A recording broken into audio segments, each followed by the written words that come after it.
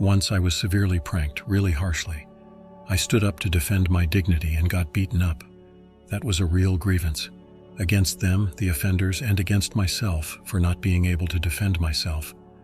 However, those guys never dared to joke at my expense again. I did manage to hurt them, inflicting some damage, but I no longer wanted to communicate with them because it was unsafe. They managed to do it once, they had my trust, and that was it.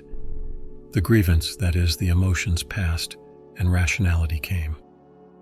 Where there are emotions, the critical mind is turned off. Once I was bitten by a dog. A scar remains on my hand, but there's no grievance against the dog. Even right after the bite, there wasn't any. There was anger, there was fury, but no grievance. So the question arises, do we only hold grudges against people? Yes, because animals are part of nature and you can't hold a grudge against them. Or rather, you can, but you'd have to humanize nature, like inventing a pantheon of gods and holding grudges against them. It's easier that way. It's calming. I know a woman who knows how to harbor grudges. Husbands leave her. Relationships fall apart. She manages the situation with her grievances, and everything falls apart. There's a nuance to holding grudges against people. We hold grudges against those who are close to us. Strangers play the role of nature. You argue and part ways. There might be an attempt to offend, and it might even succeed, but not for long because the opinion of a stranger doesn't matter. What's the conclusion? We don't care about the opinions of strangers. We hold grudges against those who are dear to us, who are family or with whom we have an emotional connection. Being angry at people means considering their actions important. It's essential to get rid of that feeling.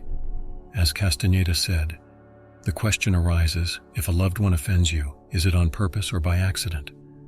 Nobody is interested in offending you. Nobody waits for a chance to offend you. Everyone is busy guarding their own wound. Osho. And if a person is in pain, it means they are not restrained.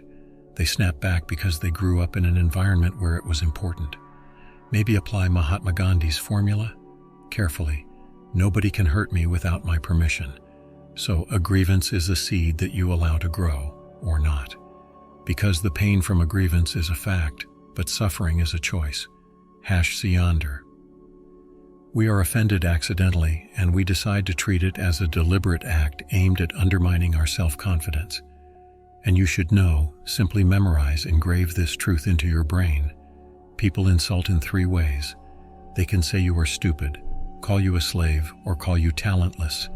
If this happens to you, remember this simple truth. Only a fool calls another fool. Only a slave sees a slave in others. Only a talentless person justifies their lack of understanding by calling others crazy.